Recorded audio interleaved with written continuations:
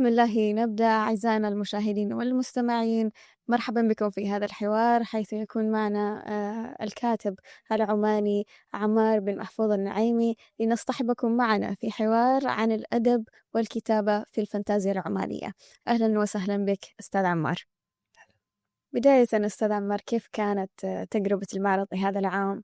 إيش كانت الانطباعات حول التجربة هذه؟ الحمد لله. هذه التجربة كانت جدا جيدة. الحين نحن في اليوم الثامن، أظن الثامن أو السابع من المعرض. وأكثر ما يعجبني دائما هو الالتقاء بالقراء. هذا المعرض بالذات كانت عندي فرصة أني ألتقي بأصغر قارئ لي، ولو أنه هو عمر أصلا أصغر من المفروض هو يقرأ كتبي، لكن جاء وأعطاني آراءه في صارم في حازم. جلسنا ربما لمدة ساعة. فإنك أنت تأخذ فكرة من الناس وتعطيهم فكرة عن الكتب جدا رائع. وكيف كانت تجربة البيع في المعرض؟ جميلة، والله الحمد. أنا أشارك في ركنين. الأول هو ركن مكتبة العائلة فاميلي بوك شوب، اللي هي أقدم مكتبة أساسا إنجليزية في عمان. والثاني هو دارك ريديا. منهجيتي في المشاركة هي أنه أنا أبيع كتبي، نعم، لكن أيضا أبيع الكتب اللي أحبها. فإنك أنت تلتقي بشخص وتقول له وش تحب، يجلس يفكر، هو ما يعرف طبعا. أنا أحب كذا وكذا، تبدأ تعطيه من اقتراحاتك وتتناقشوا وتتقاتلوا وتتضاربوا. يعني أنا لو أقدر أن كل يوم أكون بائع كتب يا ريت صراحة. بما أن تطرقنا إلى تجربتك في معرض الكتاب، خلينا نرجع الآن قليلا إلى بداية رحلة الكتابة. أستاذ عمار، كيف كانت البداية وليش اخترت الكتابة باللغة الإنجليزية أساسا؟ في الفترة اللي أنا بديت أكتب فيها كنت أنا ساكن في ألمانيا، كنت ساكن هناك فترة طويلة. شغفي بالفانتاسيا أدى إلى كون أكثر قراءاتي باللغة العربية، باللغة الإنجليزية عفوا. فطبيعي إذا أنت متمرس في لغة معينة تكون هي الأداة التي تتعود على استخدامها. فلما جيت أكتب صارم بعد أظن 8 سنوات من التدريب، كان جدا مناسب إني أكتب بالإنجليزي. الحين هذه السنة والله الحمد بدأت أكتب باللغة العربية. فبدأت بقصص قصيرة هنا وهناك ونشوف وين نوصل.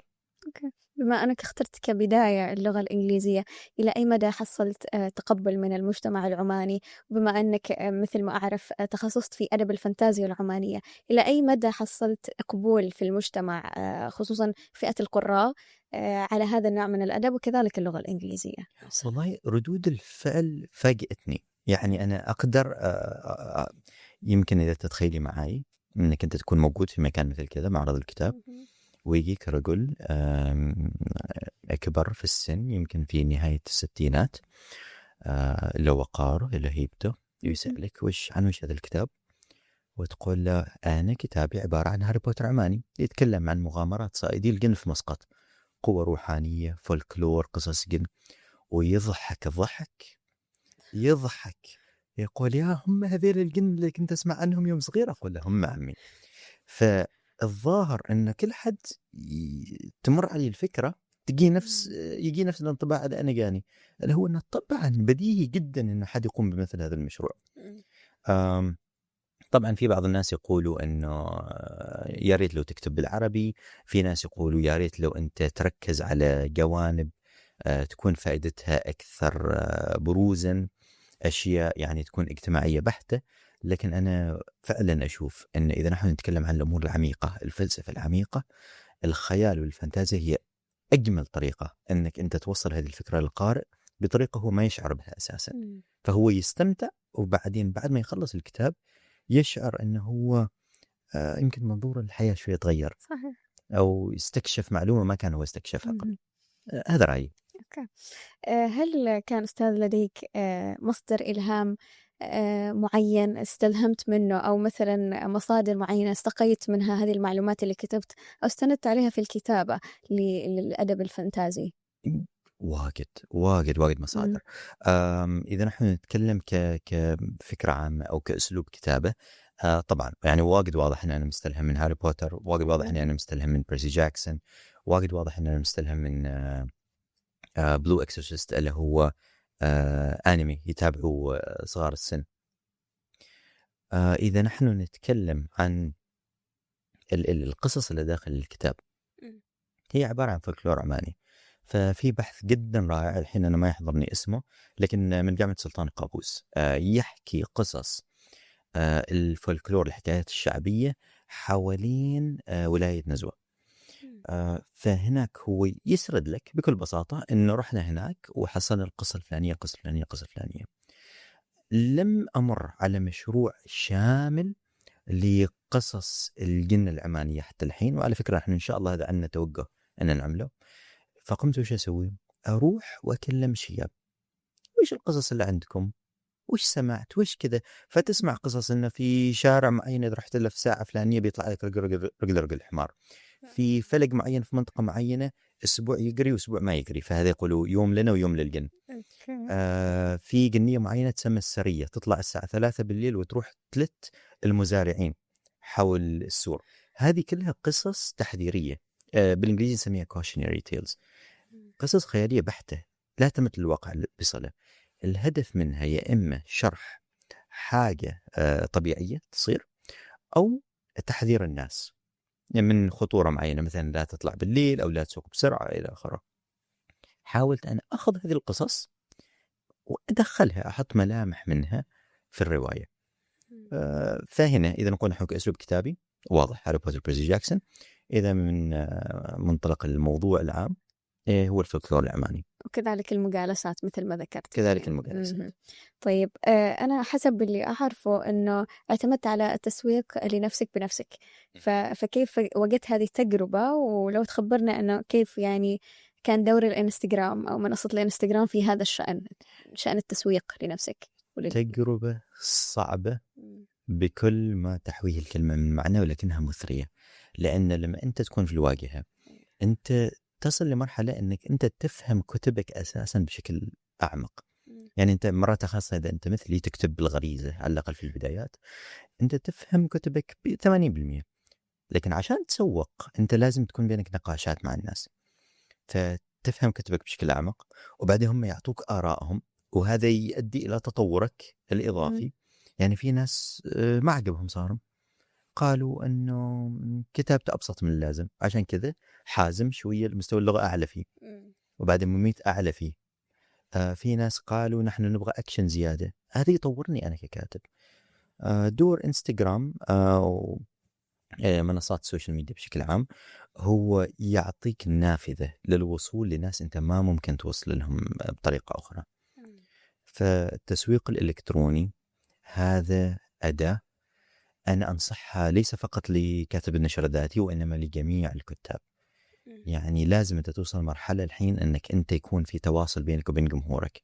من زمان كان بالإيميل أو بالمعارض، الحين أنت لازم تكون على السوشيال ميديا. من اللي لاحظناه أنك تركز على منصة الإنستغرام أكثر من غيرها، فإيش اللي يميز هذه المنصة دون غيرها من المنصات في النشر عن الكاتب العماني، أو أنه يوصل صوته لأكبر شريحة من الجمهور؟ حاليا هي المنصة الأقوى في السلطنة.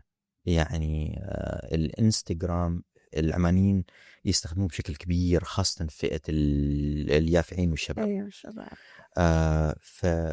لأنهم هم هناك أنت لازم توصل لجمهورك بالطريقة في المكان اللي هم فيه.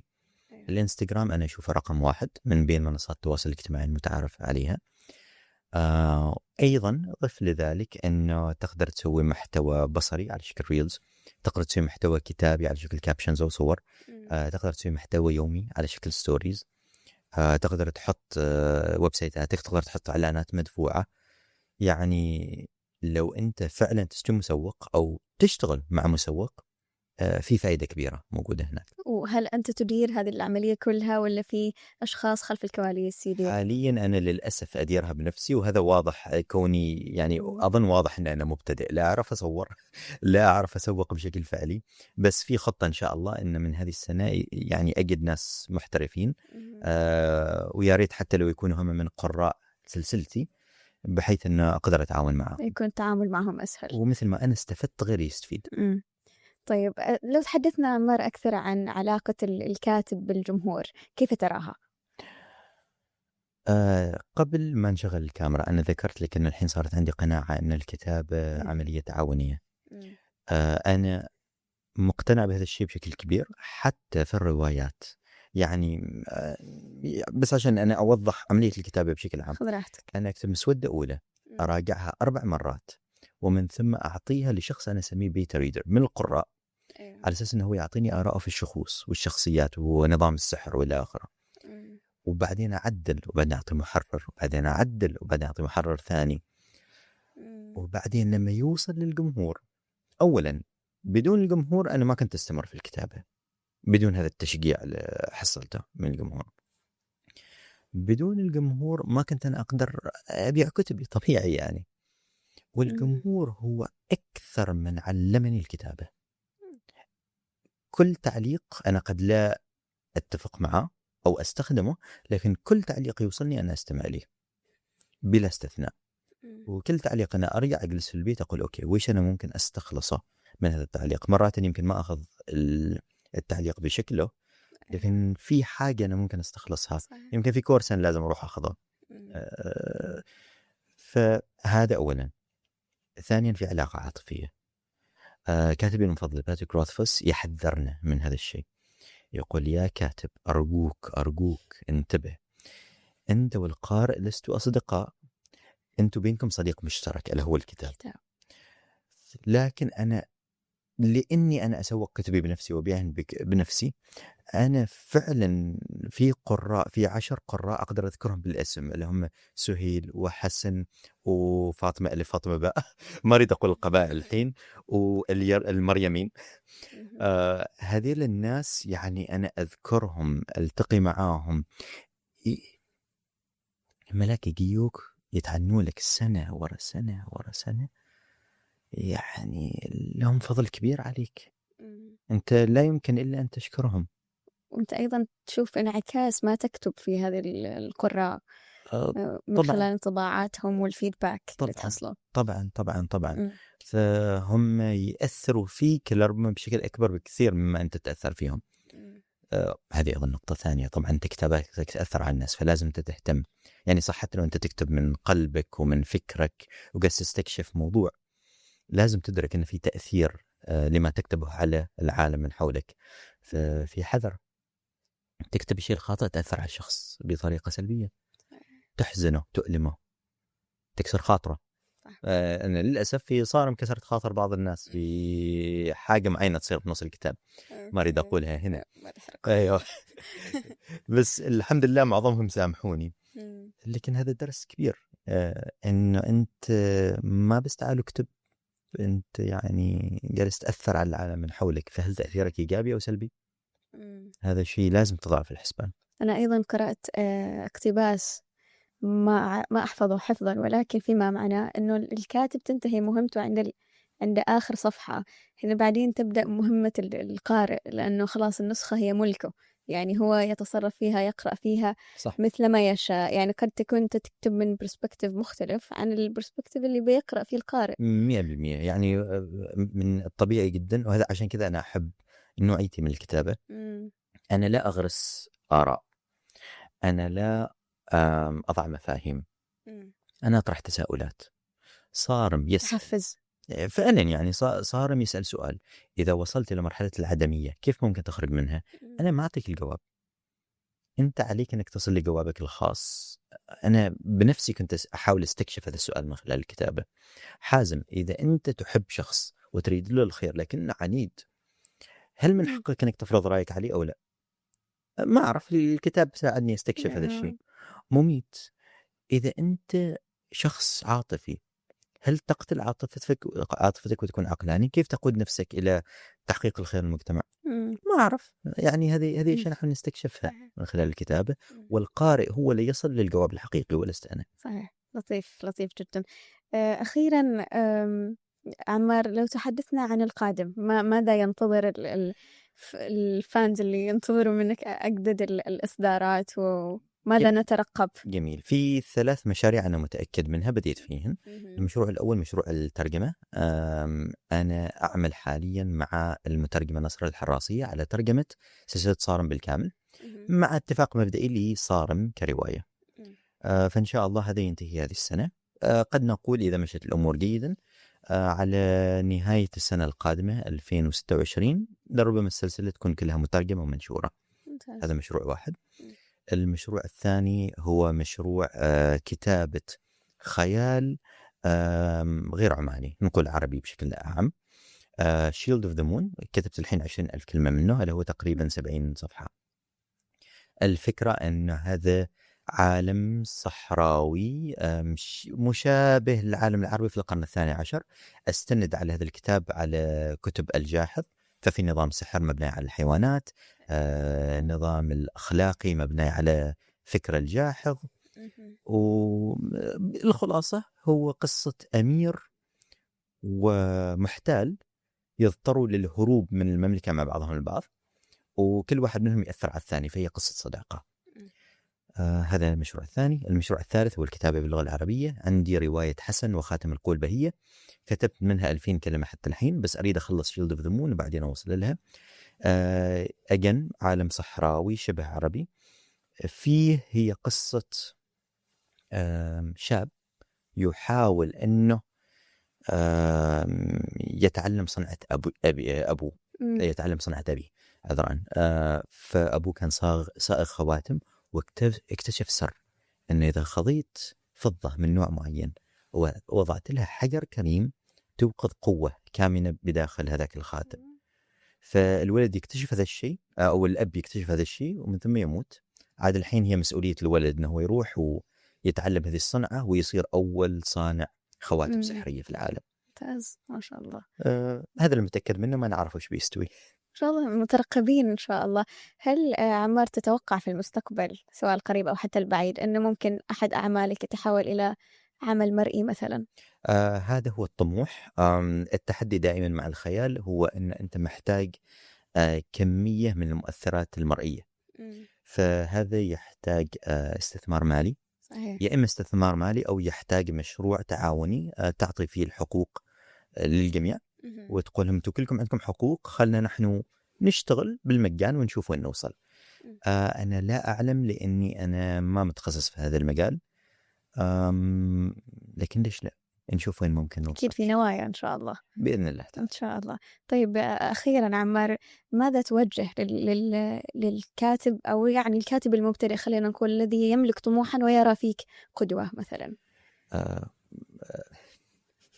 جد قدوة أفضل مني، هذا أول شيء. في كتاب ما شاء الله ما شاء الله ما شاء الله عليهم متقدمين علي. وعلى فكرة في كتاب في عمان أنا أعرفهم من ناحية الأسلوب، هم ما عندهم روايات لكن من ناحية الأسلوب حتى باللغة الإنجليزية متطورين علي بكثير، لكن يمكن ما كتبوا أول رواية. نصيحتي لكل كاتب اقرأ كثيرا، اكتب كثيرا، انشر أعمالك ولو للأصدقاء عشان تتعلم منهم، لأنك لن تستطيع التطور إلا بالآراء هذه.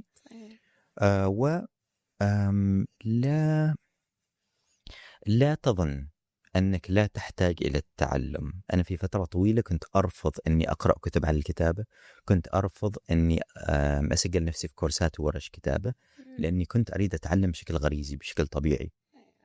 أول ما بديت أنا أتعلم وأطلع على كورسات براندون ساندرسون مثلا، اللي هو أحد الكتاب المشهورين في مجالي، تطورت مراحل كثيرة. فهذا العناد أنا كنت أتمنى لو تخليت عنه قبل 10 سنوات. لطيف. إلى هنا أتوقع أننا نحن وصلنا إلى ختام هذا الحوار. سعيدة جدا بتواجدي وحواري معك أستاذ عمار، شكرا جزيلا على هذا الحوار. شكرا ملاك، وشكرا للقائمين على هذا البرنامج ولمركز المعارض والمؤتمرات ولكل المنظمين والقراء دائما.